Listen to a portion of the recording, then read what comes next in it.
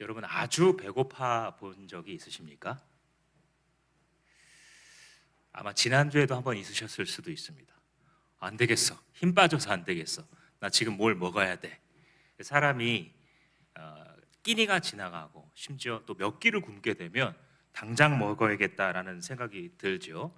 그런데 사람이라는 것이 배가 고프면 배만 고픈 게 아니고 이상하게 마음이 싸나워집니다. 그래서 평상시 같으면 그냥 지나갈 수 있는데 까칠한 말을 자꾸 하게 되고 신경질을 내게 되고 사람들과 다투게 됩니다. 그래서 이런 유명한 말이 있습니다. 밥 먹고 나서 회의해라. 밥 먹기 전에 뭔가 안건을 치열하게 다투다 보면 자꾸만 신경질을 내게 된다. 그런 뜻이죠. 배가 고프면 집중력도 떨어져요. 그래서 평상시에 잘 하던 것들도 손이 덜덜 떨리고 그렇게 되죠. 그러니까 허기라고 하는 것은 사람을 공격적으로 만드는 것 같아요. 결핍이라고 하는 것이 사람을 싸나워지게 만드는 것 같습니다. 근데 이게 영적으로도 똑같아요. 허기가 지면 영적으로 배가 고프면 사람이 사나워지고 영혼이 배고파질 때에는 다른 사람들과의 부딪히지도 않았던 영역에서 자꾸만 부딪힘을 경험하게 됩니다. 이게 영적으로 허기진 상태에서는 하나님의 뜻을 분별하기보다는 자꾸 자기 마음이 앞서 가게 되고 공동체 안에서도 괜히 갈등이 일어나요. 가정과 목장과 교회 안에서도 영적으로 배고프면 자꾸만 다툼이 생겨나게 되죠. 그래서 사명을 감당한다? 뭐 이런 거는 둘째치고 나 한 사람의 인생과 신앙을 건사하는 것도 참 어렵다라는 이런 생각이 들죠. 그래서 우리가 자꾸만 누구와 부딪힌다든지 자꾸만 뭐가 버거워지면 나 혹시 배고파? 이거 한번 생각해 보아야 합니다. 오늘 본문이 바로 그 주제를 다루고 있어요. 영적인 허기와 사명이라고 하는 주제를 에스겔서 2장이 우리에게 보여주고 있습니다. 절망의 땅 바벨론에서 그저 엎드려 있을 수밖에 없었던 이 에스겔에게 하나님께서 찾아오셨어요. 그리고 말씀하시는 거예요. 일어나라. 그리고 이것을 먹어라. 이 두 마디는 에스겔에게도 주셨지만 하나님을 꼭 필요로 하는 사람들, 특별히 주님과 함께 살고 싶은 사람들, 주님의 사명을 맡은 자들이 기억해야 되는 말씀이고 경험해야 되는 현실입니다. 일어나라. 그리고 먹어라. 세 가지로 좀 나눠서 이 하나님의 음성을 살펴보도록 하겠습니다. 첫 번째는 성령의 임재입니다. 한번 따라해 볼까요? 성령의 임재. 한 사람이 일어날 때는요, 성령의 임재가 있는 거예요. 우리가 주님을 따라가고 특별히 주님 뜻대로 주님이 주신 그 사명을 하려고 하다가 넘어져 있을 때에는 주님이 이렇게 말씀을 해주셔야 돼요. 일어나라. 오늘 본문 시작할 때 에스겔을 뭐라고 부르냐면 사람아 이렇게 부르고 있어요. 근데 이게 원래는 사람의 아들아 이렇게 번역해야 더 직역이 됩니다. 그래서 이전 성경 버전에서는 인자야 이렇게 불렀어요. 기억나시죠? 그래서 여기 오늘 사람아라고 하는 이것은 전부 다 사람의 아들아, Son of God, Son of Man 하고 부르는 것으로 여러분들 기억을 하시면 좋겠습니다. 사람의 아들아 하고 선지자나 사람을 하나님께서 자주 부르셨을까요? 아니겠죠? 그러니까 물어보겠죠? 되게 특징적이에요. 에스겔서에서만 이래요. 자기의 사람 선지자를 부르는데 자꾸 사람의 아들아 이렇게 부릅니다. 이상하잖아요. 에스겔서에서 무려 90번이 넘게 나와요. 사람의 아들아, 사람의 아들아. 이게 왜 그런 거냐면 에스겔이 앞으로 되게 위대한 사명자가 될 거거든요. 지금 이제 그발강가에 엎드리고 있지만 이 이후로의 삶이 엄청난 위대한 삶을 살게 되어서 반드시 그 전에 해야 될 작업이 뭐냐면 겸손해지는 거예요. 손으로 이렇게 누르시는 거예요. 사람의 아들아. 시편 8편에 보면 다윗이 노래하기를 인자가 무엇이간데 주께서 나를 이렇게 생각하시고 돌아봐 주십니까? 이렇게 말하거든요.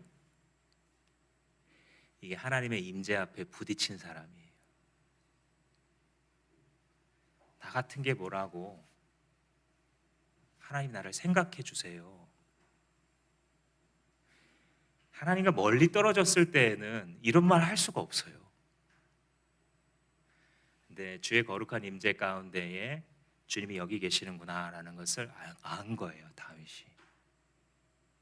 나는 한갓 피조물일 뿐인데 높고 높으신 창조주께서 이렇게 많은 사람들과 이렇게 많은 자연 만물 중에 어떻게 내 이름을 아시고 내 사정을 기억하시고 나의 삶을 들여다보고 계십니까? 라고 하는 피조물이 자기 자리에 앉았을 때 할 수 있는 말이에요. 그래서 하나님의 영광과 비교할 때에 정말 낮은 모습, 그것이 사람이 사람된 자기 자리에 앉을 때에 깨닫는 진리입니다. 주님께서 왜 이렇게 하시냐면, 왜 사람의 아들아 이렇게 부르시냐면, 이 에스겔이 받은 환상은 압도적으로 장대합니다. 모든 선지자들이 주님께서 받은 예언과 그 이상이 거룩하지만 그 중에서도 스케일과 그것이 미치는 진리의 범위 면에서 에스겔이 받은 환상이 너무 큽니다. 그래서 에스겔의 이 환상 속에서 하나님의 영광이 떠났다가 나중에 새로운 성전이 떠올라오면서 하나님의 영광 가운데 같이 임한 것을 보았던 그런 선지자여서 당대에 대한 예언뿐만이 아니라 불과 몇백 년 뒤에 올 예언만이 아니라 세상의 끝날까지 올 새 예루살렘 성에 하나님 다스리시는 그 영광까지 바라보고 그것을 성전의 모양으로 환상을 받았던 분이 바로 에스겔 선지자입니다. 그래서 이 환상과 말씀 선포를 통해서 절망 중에 넘어져 있었던 모든 백성들을 일으키는 그런 메시지를 전한 분이 에스겔 선지자예요. 그런데 그렇게 위대한 환상과 사역을 감당하는 그 에스겔도 결국은 사람에 불과한 것입니다. 주님 이걸 말씀하시는 거예요.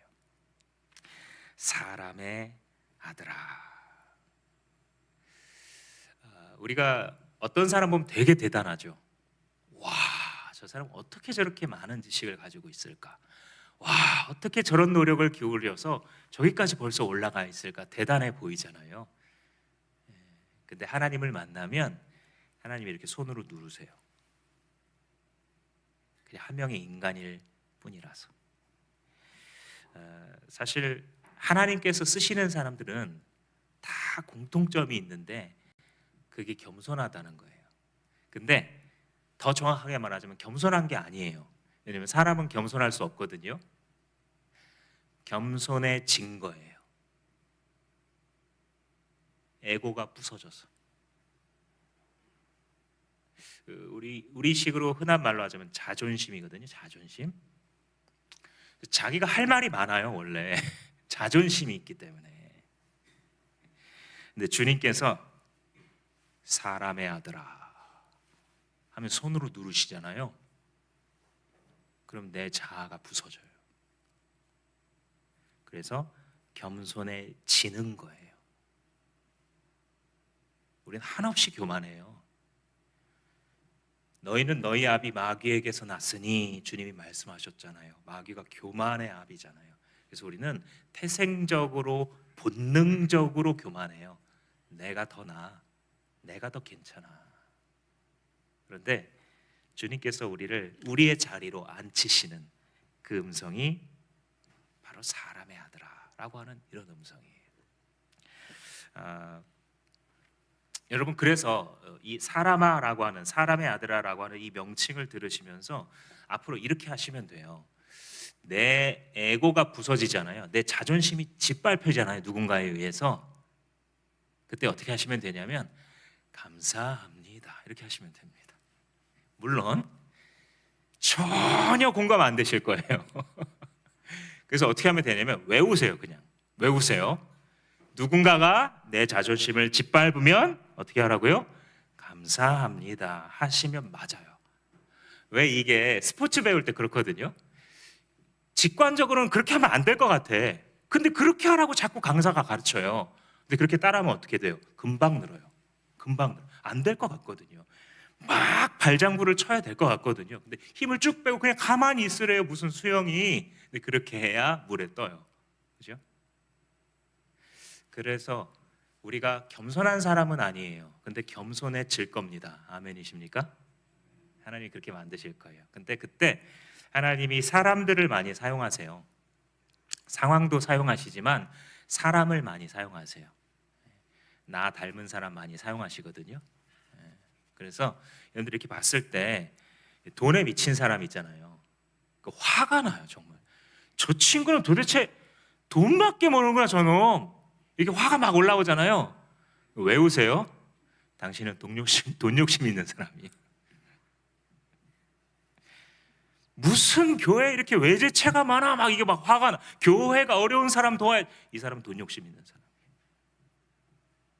목사님이 막 독재하는구나 막 싶잖아요. 장로님들이 독재하는구나. 어느 교회 가서 그 사람 독재 성향 있는 사람이에요. 다 자기 마음대로 돼야 돼요. 하나님이 사람을 사용할 때 꽉 부딪히면서 마음이 산산이 부서지거든요. 자존심이 정말 콩알만해져요. 근데 그때 어떻게 하라고요? 감사합니다. 한 번은 옆으로 하시고 한 번은 위로 하세요. 하나님께도 사람의 아들아 하고 우리를 본래 우리가 있어야 우리가 평안한 그 자리로 우리를 누르십니다. 근데 사람이 이렇게 한번 하나님의 손이 만져져서 자기의 에고가 부서지게 되면 그런 고백을 하게 돼요. 내가 뭐라고, 그죠? 그 전에는 나 좀 봐라 이런 얘기했다가 내가 뭐라고, 나 같은 사람 하나님 이렇게 사용해 주시고 사랑해 주시나 하는 생각. 그래서 남한테 할 수 있는 말이 없어져요. 이전에는 남들한테 충고해 주고 싶은 게 많습니다. 이 당신도 마음에 안 들고 너는 요거 좀 고쳐봐야 되고. 많이 해보셨죠? 되던가요? 그 사람이 변해요? 하나님께서 내 에고를 부수시면 내가 다른 사람한테도 할 말이 없어져요. 내가 하나님 앞에 어떤 존재인지 알게 되면 그래서 싸울 일이 점점 줄어드는 거예요. 그게 우리의 자리입니다. 근데 그랬을 때에 하나님께서 뭐라고 말씀하시냐면 사람아 일어나라 할 말이 있다 이런 얘기를 하세요. 그죠? 1절 말씀에. 근데 왜 일어서라 그럴까요? 지금 에스겔이 어떤 자세일까요? 지난주 설교를 기억하시는 분이 있으면 에스겔이 어떤 자세로 끝났죠? 지난주에 땅에 엎드려 있었어요. 얼굴에 흙이 묻도록 얼굴을 땅에 대고 엎드려 있는 자세였어요. 그래서 주님께서 에스겔에게 임하셔서 에스겔아 거기서 일어나라. 내가 너한테 해줄 말이 있어. 이렇게 이제 말씀하시는 거예요. 그 에스겔이 네 생물의 비전을 봤잖아요. 네 생물이 여러 얼굴을 가지고서 하나님을 찬양하고 또 바퀴가 있었죠. 함께 다니면서 번개처럼 하나님이 영이 원하는 대로 움직여 다녔잖아요. 그래서 지난주에 이제 지나가면서 우리 지체 중에 하나가 혹시 이게 곤충 바퀴를 얘기하는 거냐고 물어본 질문이 있었다고 전에 들었습니다. 그 굴러가는 바퀴입니다. 굴러가는 바퀴의 환상을 보았지 설마 하나님께서 그죠? 환상을 보여주셔도 걔네들을 보여주시면 안 되는 거잖아요, 그죠? 그래서 굴러가는 바퀴의 환상, 또 바퀴 안에 바퀴가 있다. 끔찍하죠. 그래서 이 바퀴가 움직여 다니는데 사방으로 정말 원하는 대로 막 다니던 거예요. 근데 그때 누가 원하는 대로 그렇게 했어요? 영이 원하는 대로. 영이 원하는 대로 막 빨리 돌아다녔어요. 근데 그 영이 들어왔다는 거예요. 우리 2절 말씀 같이 한번 읽어볼까요? 시작. 그가 나에게 이 말씀을 하실 때 한 영이 내 속으로 들어와서 나를 일으켜 세웠다. 나는 그가 나에게 하시는 말씀을 계속 듣고 있었다. 그 영, 즉 성령이 에스겔 속으로 속 들어오신 거예요. 그래서 성령이 들어가셨을 때 무슨 현상이 일어나냐? 에스겔을 일으켜 세우십니다. 이 포인트가 되게 재밌어요. 지금 하나님이 말로 뭐라 그러시냐면 일어서라 이렇게 말씀하세요. 근데 일어설 수 있어요, 없어요? 못 일어납니다. 우리가 하나님 경험하는 게 그런 거예요. 일어나라 하는데 힘이 없어서 못 일어나겠는 거예요. 사람이 마음이 한번 꺾이잖아요. 아무리 주변에서 좀 그만 좀 하라 그래도 일어날 수 있어요? 못 일어나는 거예요. 그래서 주님께서 말로 일어나라 하고 그치는 게 아니고 성령을 보내셔서 일으키시는 거예요. 명령도 주님이 주시고 그것을 행할 능력도 주님이 주시는 이런 원리예요. 안진뱅이가 앉아있는데 예수님께서 가셔서 일어나라 그러거든요. 그럼 이 안진뱅이가 일어날 수 있어요, 없어요? 없어요. 애초에 그래서 병자가 된 거예요. 못 일어나서. 그런데 예수님이 일어나라 하실 때 그 능력이 예수님으로부터 나오죠. 성령의 역사를 통해서 그의 다리의 힘줄이 근육이 창조되었을 때에 그가 다시 그 자리에서 일어나게 되는 그런 원리예요. 그래서 우리는 여기서 성령이 역사하시는 그 방법을 좀 볼 수 있게 돼요. 그게 바로 뭐냐면 능력을 주시는 거예요. 원래 못해요. 근데 할 수 있도록 능력을 주십니다. 이 사명을 에스겔이 감당하려면 하나님 주시는 힘이 있어야 되거든요. 하나님이 능력을 공급해 주셔야 됩니다. 이 모세오경에 보면 모세와 70인의 장로가 나오잖아요. 이 장로들이 왜 세워지는가 한번 장면을 보면 모세가 백성들 가운데 다툼이 있거나 어떤 어려운 문제를 풀어야 될 때 다 재판을 해주는데 하루 종일 안 끝나요. 왜냐하면 수십만 명이 있으니까 그렇게 찾아오는 사람들이. 그래서 하루 종일 줄을 서 있습니다. 그런데 70명의 장로를 세워요. 근데 세웠긴 세웠지만 그들에게 무슨 판단력과 판사의 능력이 있겠어요? 그래서 하나님이 어떻게 하시냐? 성령을 부으세요. 이 70인의 장로에게. 그래서 그들이 모세와 같은 판단력을 가지고서 정확하게 판결을 하는 장면이 나오게 됩니다. 판단력의 영이에요. 성령이. 부살렐과 오홀리아비아라는 사람이 이 출애굽기에 나오는데 하나님이 성막을 이렇게 만들라고 막 불러줬어요. 근데 글자나 사진으로 준 게 아니에요. 그냥 말로 주셨어요. 뭐가 뭐 몇 센치고 막 모양도 처음 들어보는 것들을 막 말씀하세요. 그래서 이걸 만들려면 실제로 엄청난 통찰력이 있어야 되거든요. 그래서 부살렐과 오홀리압에게 지혜의 영을 부으셨다 이렇게 기록하고 있어요. 삼손이 여호와의 영이 임하였을 때 사자를 찢어버리거든요. 여호와의 영이 임했을 때 건물을 무너뜨려요. 성령은 용기와 힘의 영이기도 합니다. 예수님의 12 제자들이 예수님의 말을 계속 못 알아듣고 막 도망치고 의기소침하고 이러잖아요. 그런데 언제? 주의 성령이 임했을 때에 능력의 사도들이 되잖아요. 가는 곳마다 교회를 세우잖아요. 그래서 성령이 사역하시는 방식이 무엇이냐면 원래 그것을 못하는데 그 능력을, 그 지혜를, 그 용기를, 그 힘을 부어주시고 공급하시는 것이 바로 성령을 통해서 하는 것이에요. 여러분들 예수님 믿으세요? 아마 많은 분들이 믿으시겠죠. 여러분들 거듭나셨어요? 하나님이 낳아주셔야 하나님의 자녀가 된다 그랬죠. 열심히 노력해서 절대 될 수 없다 그랬습니다. 하나님으로부터 다시 태어나야 하나님의 자녀가 되는데 하나님의 자녀가 됐다면 여러분들이 정말 하나님의 자녀라면 여러분들 다 예외 없이 사명자예요. 못 깨달을 수는 있어요. 나는 그런 건 모르겠는데 이럴 수는 있습니다. 근데 여러분들이 다시 태어났잖아요. born again, 중생했다라고 한다면 무조건 사명자입니다. 이게 왜 그런 거냐면 사람이라는 게 사명 없이 살 수 없어요. 사람은 자기가 하는 행동과 일에 대해서 의미를 느끼지 못하잖아요. 그러면 지속하기가 굉장히 어렵습니다. 누가 와가지고 여기 몰려있는 사람들한테 땅을 파라는 거예요. 그래서 열심히 땀 뻘뻘 흘리면서 팠어요. 그랬더니 이 사람이 와가지고 그거 다시 메우고 그거 아니었으니까 이쪽을 파라는 거예요. 그래서 또 뭐 조금 당황은 했지만 좀 착각하셨나 보다 주인이. 그러면서 막 열심히 또 팠어요. 두 번째. 그러니까 또 몇 시간 있다 와가지고 거기도 아니라 그 옆에를 파보라 그러는 거예요. 그래서 이제 두 번째 구멍을 메울 때부터는 짜증이 납니다. 그죠? 그래서 왜 처음부터 좀 잘 알아보고 하지 하고 짜증이 나요. 근데 또 묵묵히 세 번째 걸 막 파는 거예요. 좀 이따 또 와가지고 주인이 거기 아니었다. 거기 말고 처음에 팠던 데를 다시 파달라고. 그럼 여기서부터 화가 나는 거예요. 그리고 삽자루를 집어던지면서 하는 말, 에라 못해 먹겠다라고 말하는 거예요.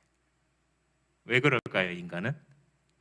그냥 돈 받아 먹으면서 계속 하라는 대로 하면 되잖아요. 그죠? 똥개 훈련 하듯이. 근데 못해요, 인간이. 왜 그러냐? 의미가 없어서. 사람은 그런 거예요. 사명이 없잖아요. 크리스찬들 못 살아요. 행복할 수 없어요. 사명자이기 때문에. 두 번째, 그러면 이 사명의 특징이 있습니다. 특성이 있습니다. 한번 따라해 보실까요? 사명의 특성. 첫 번째는 성령의 임재가 임해서 에스겔에게 이 능력을 부여했다 그랬죠. 두 번째로는 사명의 특성인데, 사명의 이 특성이 왜 여기서 지금 에스겔서에서 나오냐면 내 힘으로 안 되기 때문이에요. 하나님께서 뭔가를 시키거든요, 나한테. 근데 이게 애초부터 내가 할 수 있는 일이면 되겠는데 안 돼요. 이걸 알고 들어가야 됩니다. 3절 말씀해 보시면, 사람의 아들아, 내가 너를 이스라엘 자손에게 곧 나에게 반역만 해온 반역 민족에게 전한다. 반역 족속이라고 하는 되게 센 단어를 사용해요. 누구를 대상으로 하냐면 이스라엘 대상으로 반역 족속이라고 이제 부르게 됩니다. 5절에도 보시면 반역의 족속, 6절에도 반역의 족속이, 7절에도 반역의 족속, 8절에도 너는 저 반역하는 족속처럼 반역하지 말아라 라고 말해요. 반역의 족속, 이 4절의 표현에 따르자면 얼굴이 뻔뻔하고 마음이 굳을 대로 굳어진, 절대 말을 들어먹지 않는 그런 백성이다라는 거예요. 한마디로 지지리도 말 안 듣는 백성에게 내가 너를 보낸다. 되시겠죠? 그 자녀들을 키우다 보면 말을 안 듣는 아이들이 있거든요. 어렸을 때부터.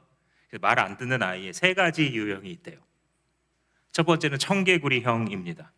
부모가 말을 하잖아요. 그러면 일단 아니, 싫어 라는 대답이 입에 붙어 다닙니다.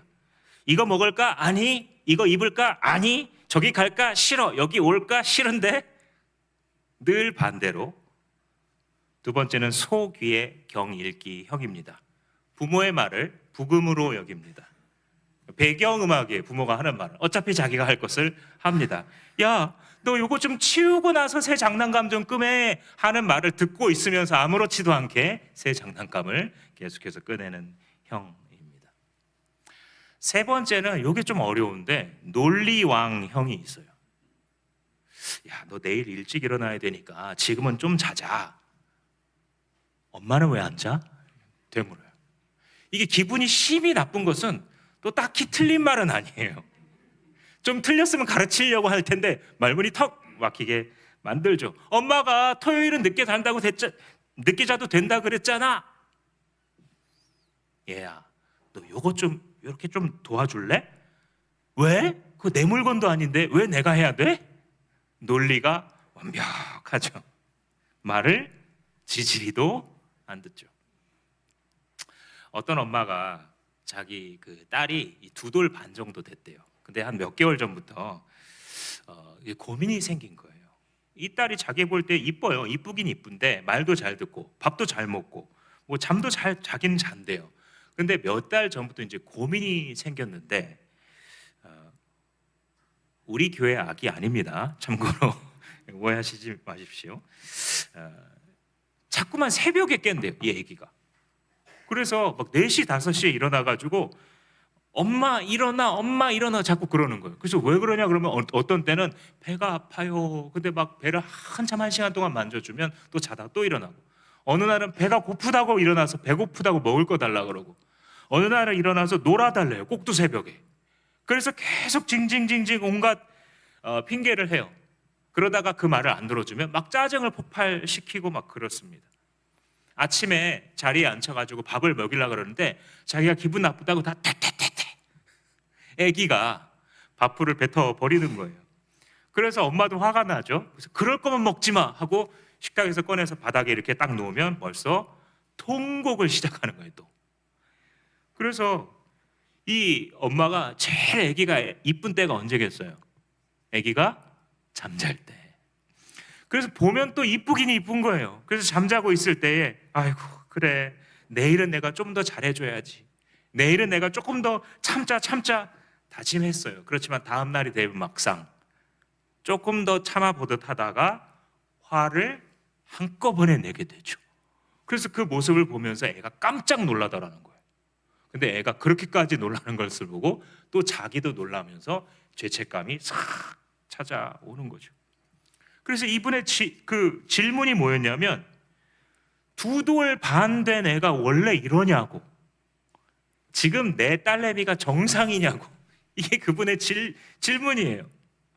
아무튼 말을 치지리도 안 듣는다라는 생각밖에 안 드는데요. 근데 이게 정상이냐 싶어가지고 고민이 돼서 물어보는 거죠. 누가 그렇다고요? 이스라엘 백성들이 그랬다고요. 말을 치지리도 안 들었다고요. 반역의 족속이라고요. 그런데 에스겔이 받은 그 사명이 그 말을 치지리도 안 듣는 백성에게 가서 말씀을 전하라는 거예요.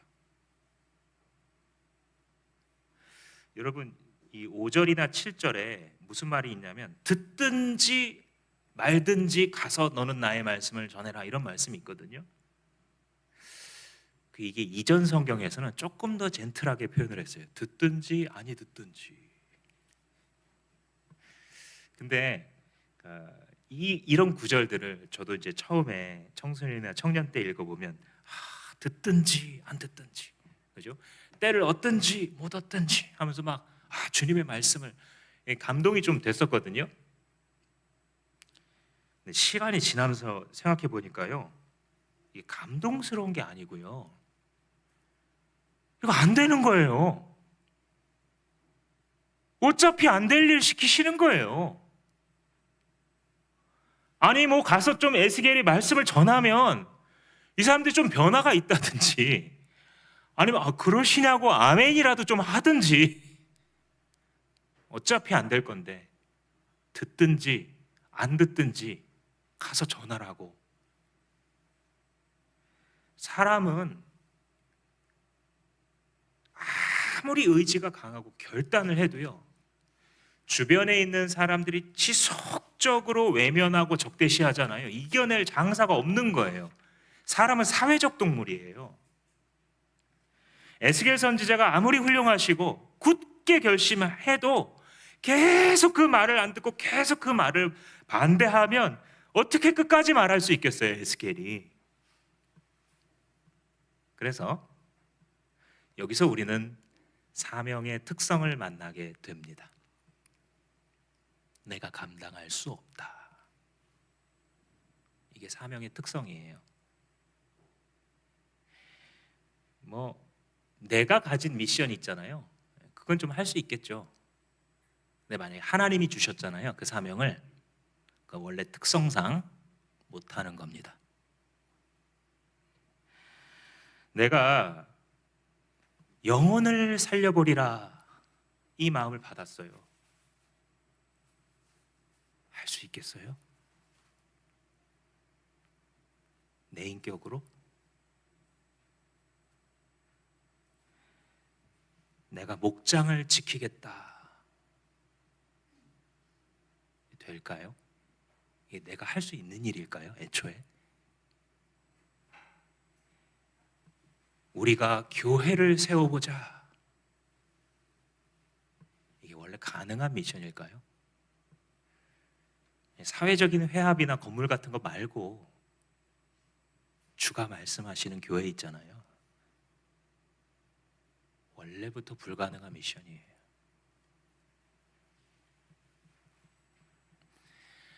모든 신적인 사명은 애초부터 불가능한 사명인 것이었어요.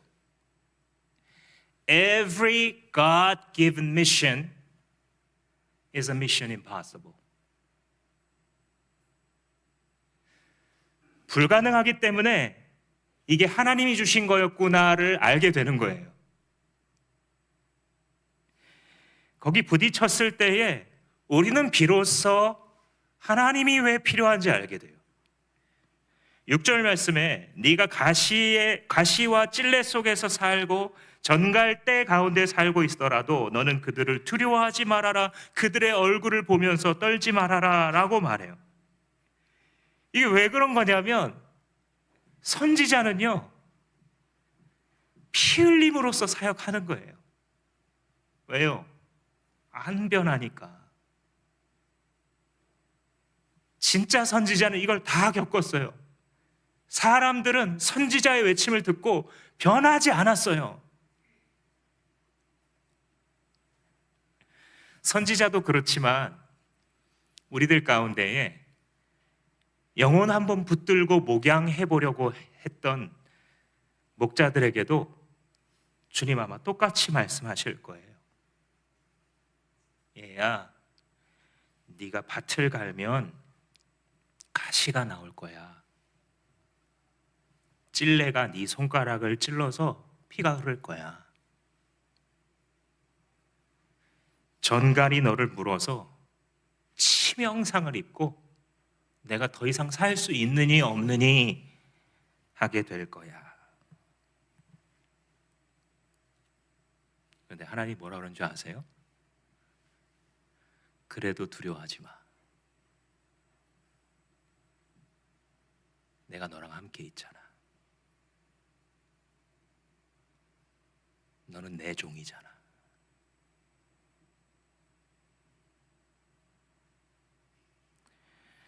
세 번째, 말씀 충만입니다. 한번 따라해 보실까요? 말씀 충만. 성령의 임재 가운데에 지금 하나님의 영광의 비전을 보고 있는 이 에스겔이 사역의 특성을 알게 됐어요. 아, 이거 미션 임파서블이네.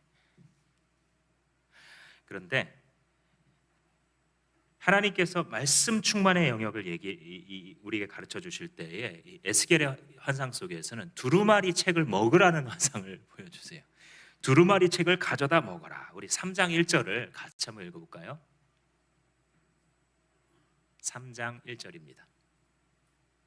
시작. 그가 또 나에게 말씀하셨다.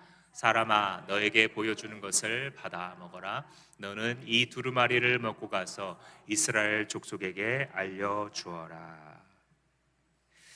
이 두루마리가 당시의 기록 수단이잖아요. 우리와 같이 이렇게 종이로 된 책이 아니고 당시에 이제 두루마리로 만들었기 때문에 글을 쓴 두루마리인데 이걸 갖다 먹으라라고 말씀하시는 거예요. 그 이상 속에서.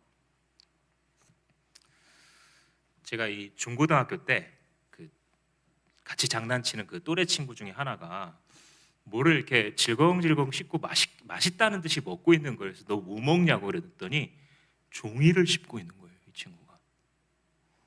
그러면서 뭐 자기는 뭐 아무거나 먹을 수 있다고, 그래서 저의 이 경쟁심을 유발하더라고요, 얘가.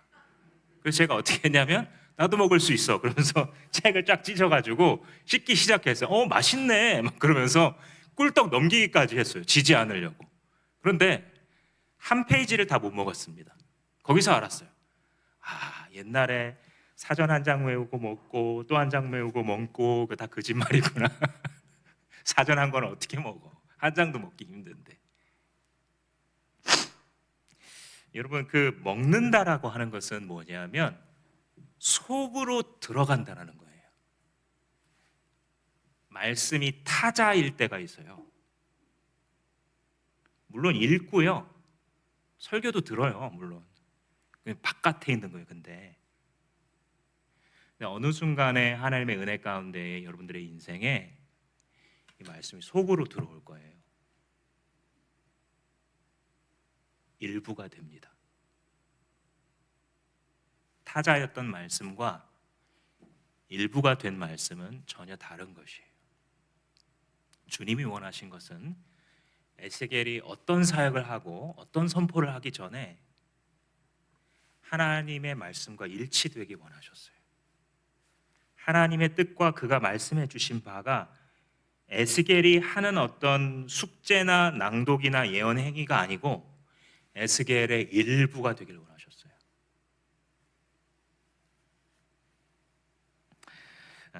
근데 우리가 에스겔이 한번 됐다고 생각해 보세요. 먹고 싶었을까요? 비록 환상 속이에요. 꿈처럼 환상 속이지만 이거 먹으라 그럴 때 먹고 싶었을까요? 이건 심지어 종이도 아니에요. 양피지나 뭐 이런 겁니다. 파피루스 같은 거. 안 먹고 싶었을 거예요. 그죠? 근데 그 정도가 아니에요. 8절 말씀해 보시면 너는 저 반역하는 족속처럼 반역하지 말고 입을 벌려 내가 너에게 주는 것을 받아 먹으라. 이렇게 말씀하세요. 여기서 중요한 말씀이 너는이라고 하는 단어예요. 너는. 이게 뭐냐면 다른 사람들과 비교하는 거거든요. 다른 사람들은 다 자기의 소견에 옳은 대로 취급해요. 하나님의 말씀을. 이 뜻이에요. 그래서 너는 여기에 방점이 딱 찍혀야 됩니다. 너만은 but you. 다른 사람들은 다 그렇게 하지만 너만큼은 말씀을 받아 먹어야 된다라고 말씀하세요. 다른 이들은 다 반역하지만 너는 그러면 안 돼. 너는 내 종이잖아. 너는 내가 부른 사람이잖아. 너는 사명자잖아. 에스겔이 먹기 싫은 이유가 또 있어요. 이 두루마리 앞뒤로 글자를 썼는데 좋은 말이 써져 있을까요? 나쁜 말이 써져 있을까요? 나쁜 말이 잔뜩 써져 있는 거예요. 재앙을 받는다, 심판을 받는다. 애가라 그랬는데 이게 장송곡이 장송곡. 그런 걸로 가득 써 있어서 정말 이걸 음식으로 치자면요, 맛없는 음식이에요. 이보다 더 맛없을 수가 없는 음식입니다. 그런데 놀랍게도 겉보기에는 이 두루마리에게 거부감이 생겼었지만 이것을 실제로 받아 먹었을 때에 입에서 꿀처럼 달았다. 꿀이었던 거예요. 완전 꿀. 겉으로 볼 때는 완전 황. 먹으니까 꿀. 여기서 우리가 영적인 법칙을 알게 되죠. 순종은 괴로운 음식도 꿀처럼 달게 만들고, 불순종은 최고의 식사도 괴롭게 만드는 것이구나. 순종은 괴로워 보이는 사명도 자기 삶의 영광이 되지만, 불순종은 최고의 기회도 망쳐버리는구나. 이 말씀을 먹는다는 것과 대비되는 게 스쳐 지나가는 거예요. 말씀을 보고 지나갑니다. 설교를 듣고 그냥 교회를 빠져 나갑니다. 그거와 대비시켜서 말씀을 먹는다라는 것은 수납하는 거예요. 수납함 있죠? 집에 서랍 있잖아요. 서랍. 이것은 내 속옷이야 하고 넣어놓고 문을 딱 닫잖아요. 그죠? 하나님께서 강단에서 선포되는 말씀을 하나님 말씀으로 수납하는 거예요. 주님과 매일 아침 혹은 밤에 주님과 사귀면서 말씀 묵상 가운데 주어졌던 하나님이 깨닫게 하신 바를 수납하는 거예요. 에스겔이 하나님의 말씀이 적힌 두루마리를 집어 삼키고서야 백성들에게 말씀을 선포할 수 있는 자가 되었습니다. 3장 3절 말씀에 이런 표현이 있어요. 우리 3절도 같이 한번 읽어보겠습니다. 시작. 나에게 말씀하셨다. 사람아, 내가 너에게 주는 이 두루마리를 먹고 너의 배를 불리며 너의 속을 그것으로 가득히 채워라. 예, 여기까지. 이 먹기는 먹는데 어떻게 먹으래요? 배가 부를 때까지 먹으라는 거예요. 여기서 너의 속을 가득히 채워라 했는데 이거 직역하면요, 너의 창자를 채워라 이 뜻이에요. 직역이 더 나아요. 여러분, 먹다가 어디 가서 분명히 이게 끝일 줄 알았어요. 근데 또 나오는 거야. 근데 그 다음 요리가 더 좋았어. 그래서 어쩔 수 없이 야, 이게 메인이었는데 내가 먹었는데 웬걸, 그 다음에 진짜 메인이 나와요. 먹었는데 그 다음에 또 뭐가 나오고 디저트가 나오고 마지막에 아이스크림 이거 먹을 말까인데 또 영롱하게 생겼어요. 그래서 어쩔 수 없이 또 그러고 나서 또 과일이 나오고 빵이 나오는데 빵 빼는 따로 있지 하고 또 그랬으면 안 되는데 너무 많이 먹어서 이 꽉 찬 느낌이에요. 그날 밤 고생하는 거예요. 잘못하면 잠을 자지 못할 수도 있습니다. 왜? 너무 많이 먹어서. 말씀으로 네 창자를 채워라. 하나님의 의도가 뭔지 아시겠어요? 그냥 이렇게 스쳐 지나가고 내가 주일날 말씀 들었으니까 이걸 원하시는 게 아니에요. 개걸스러운 사람 원하시는 거예요. 나는 먹었지만 더 먹어야 되겠다고. 나는 들었지만 더 들어야 되겠다고. 왜 하나님께서 그러라 그러실까요? 여러분, 제가 한 건 이 말씀, 목사님이 지금 또 성경을 많이 읽으라고 하시는, 이렇게 들릴 수도 있을 거거든요. 근데 이걸 꼭 기억하셔야 돼요. 무엇이든지 하나님이 명령하시는 것은 우리의 유익을 위한 거예요. 하나님을 위한 것보다는. 당신 한 사람이 솔직히 성경 읽고 말고가 하나님의 영광에 무슨 도움을 줍니까? 그래도 당신의 창자가 말씀으로 가득하게 되면 누가 유익하냐면, 누가 세상에서 제일 혜택을 받냐면, 누가 제일 큰 행운과 복을 누리냐면 당신 자신이에요.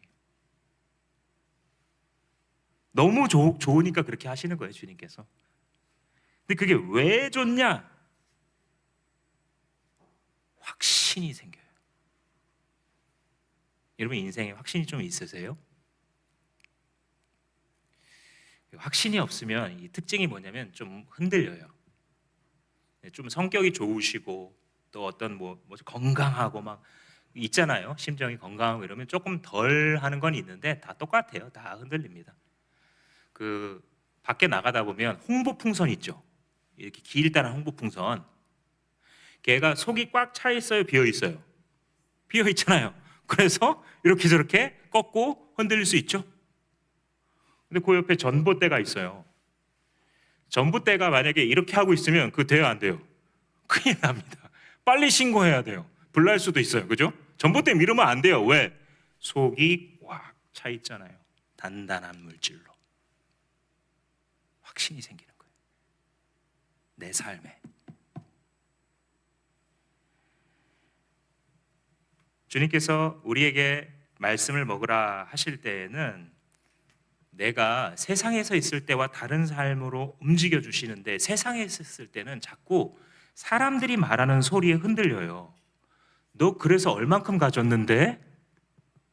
휘청하죠, 마음속에. 너 그래서 뭐 해냈는데?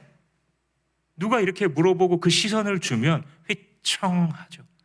그래서 그 사람 발목만큼이라도 따라가려고 목을 메고 돈을 투자하죠. 휘청. 그래서 영혼이 비어있는 사람은 세상의 질문 앞에서 속절없이 흔들리지만, 하나님의 말씀으로 창자까지 채워진 사람은 확신 있게 흔들리지 않는 것이에요. 그래서 읽으라 그러시고, 또 읽으면요 에너지가 생겨요. 밥 먹는 것과 똑같죠.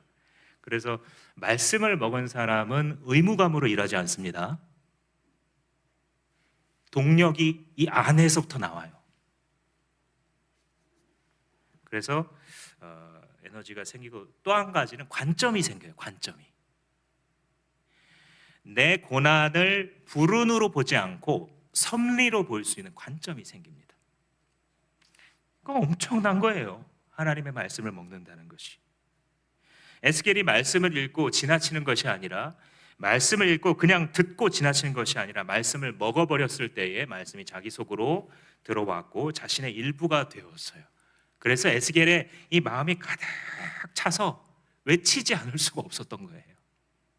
그런데 여러분, 이 땅을 딛고 살았던 중에 제일 말씀으로 가득 채워진 자가 누구예요? 그게 예수님이죠. 말씀이 육신이 되어 우리 가운데 임하셨다.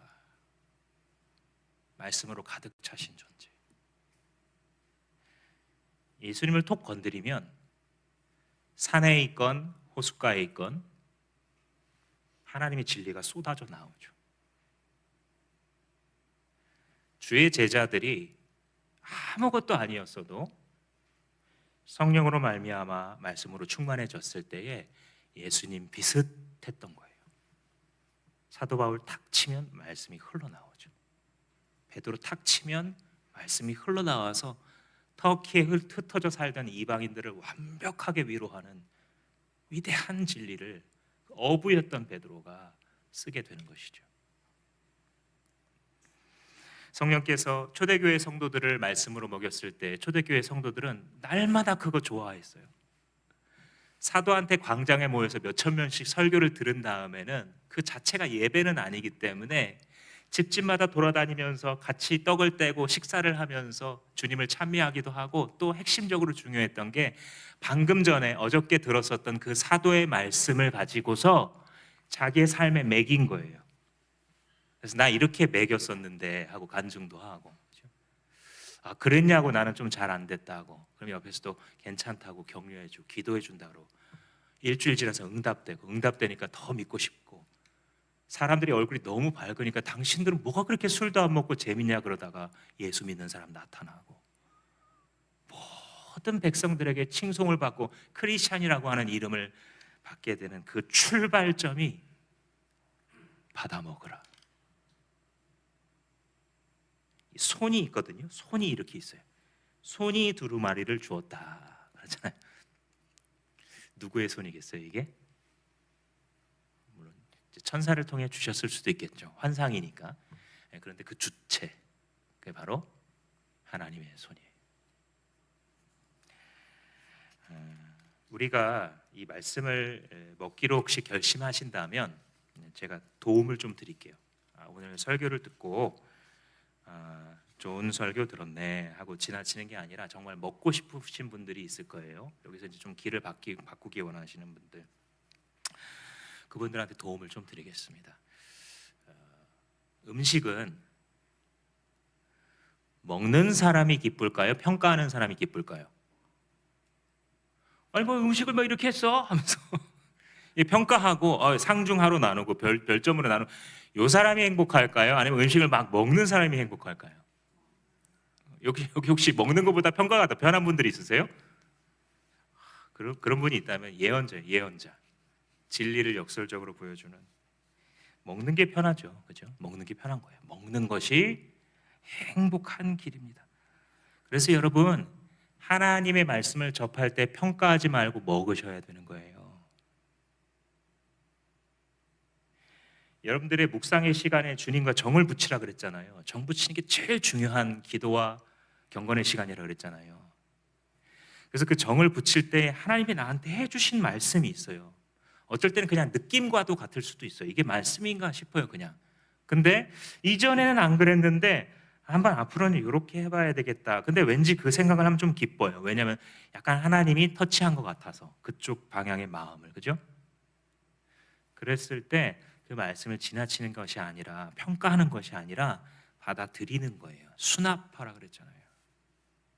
강단에서 선포되는 말씀을 들었을 때 그것을 받아 먹으세요. 그리고 여러분들의 삶 가운데 나의 사랑하는 가족들, 동역자들과 그 말씀을 받아 먹은 결과 지금 어떻게 지나가고 있는지를 자꾸만 노출시키세요. 그러면 그 내가 노출하거나 간증했던 길을 타고 흘러요, 말씀이. 전체 공동체를 세워가시는 하나님의 역사가 있을 것입니다. 사랑하는 여러분, 하나님께서 에스겔에게 거룩한 두루마리를 주시면서 읽어라 하신 게 아니고 외워라 하신 것이 아니며 단지 먹어라 말씀하셨습니다. 너의 배를 가득히 채우고 너의 창자를 가득히 채우라 말씀하셨습니다. 그 말씀이 에스겔의 피가 되고 살이 되었을 때에 그는 하나님의 영광스러운 종으로서의 사명을 잘 감당했습니다. 여러분들이 만약에 지혜롭다면, 정말 지혜롭다면 그 지혜는 여러분들에게서 나온 것이 아니라 하나님에게서 나온 것입니다. 여러분들이 용기를 낼 수 있다고 한다면 그 용기는 나 자신의 다짐에서 온 것이 아니라 성령으로부터 나오게 되는 것입니다. 내 힘으로 도저히 감당할 수 없는 사명이다라고 느낀다면 그때 감사합니다라고 외치십시오. 하나님, 내가 뭐라고 나 같은 자에게 이 불가능한 사명을 한번 해보라고 부르십니까? 나는 능력이 없지만 성령이 움직이신다면 순종해 보겠습니다. 내게 말씀 먹으라고 하신다면 그렇게 하겠습니다.